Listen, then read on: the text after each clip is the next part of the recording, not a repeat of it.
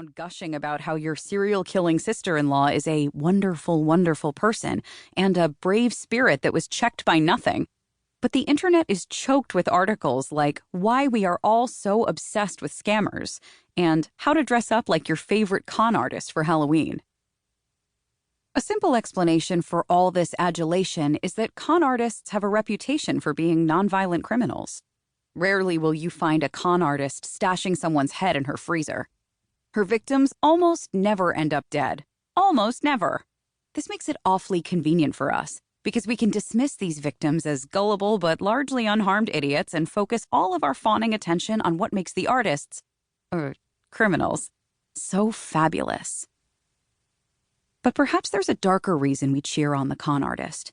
Secretly, we want to be her. Most people, especially women, live their lives rattling around inside 1,001 social barriers. But through some mysterious alchemy of talent and criminality, the con artist bursts through those barriers like Houdini escaping from one of his famous suspended straitjackets.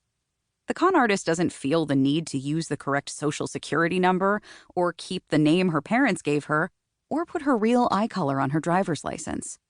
She doesn't mind forgery. She's not afraid of a little bigamy. She'll drive a fancy car right off the parking lot or steal a necklace made of 647 diamonds. And she doesn't care who pays the price for her crimes.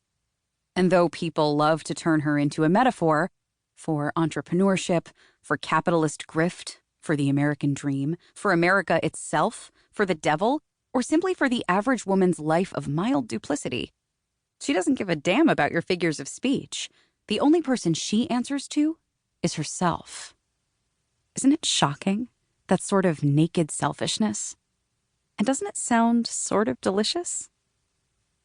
It's tempting to think that we could be her, if we were better at accents and owned a few more wigs and gave in completely to our basest social desires for status, power, wealth, money, admiration, control. These desires may sound crass, but they're inherent to our nature. A recent psychology study found that people crave high social rank not only because it satisfies our aching need to belong, but because it gives us a sense of control, better self-esteem, and even reproductive benefits. Even animals want to be important. A 2016 study of female rhesus macaque monkeys showed that social climbing actually strengthened their immune systems. Most of us indulge these desires in milquetoast ways. Our tiny, depressing cons just never make the papers. We reinvent ourselves on New Year's Day. We edit our life stories to sound more exciting, and we try our very, very best to be likable when it benefits us. But we rarely let ourselves go all the way, whether through a sense of morality or social pressure or a good old-fashioned longing to stay out of jail.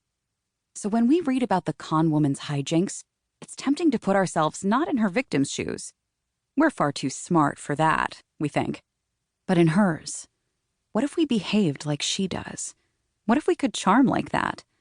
What if we shucked off morality and society and collective responsibility and just let ourselves indulge? But we could never be her. There's too much standing in our way, too many rules to follow, too many social contracts to uphold. This is a good thing, mostly this following and upholding. A beautiful thing, even, though some of us will hopefully be forgiven for suppressing a small sigh of disappointment at the realization. And maybe that's why the con artist finds it so easy to make us like her. She has to turn on the charm, sure, but we're waiting to meet her with open mouths and shining eyes. As she performs for us, we think, a great human creature, and a wonderful, wonderful person, and what if, what if, what if? She has us right where she wants us. She's about to make us an offer we can't refuse. The Glitterati. 1. Jean de Saint-Remy. 2. Cassie Chadwick. 3. Wang Ti. Miscellanea. 1 hot air balloon. 1 hot air balloon inspired product. 8 grand pianos. 647 plus diamonds, 1 fake queen, 2 fake fathers, 1 real fainting spell, numerous fake fainting spells, 1 soldier who loves calligraphy, 1 elderly man driven to his deathbed in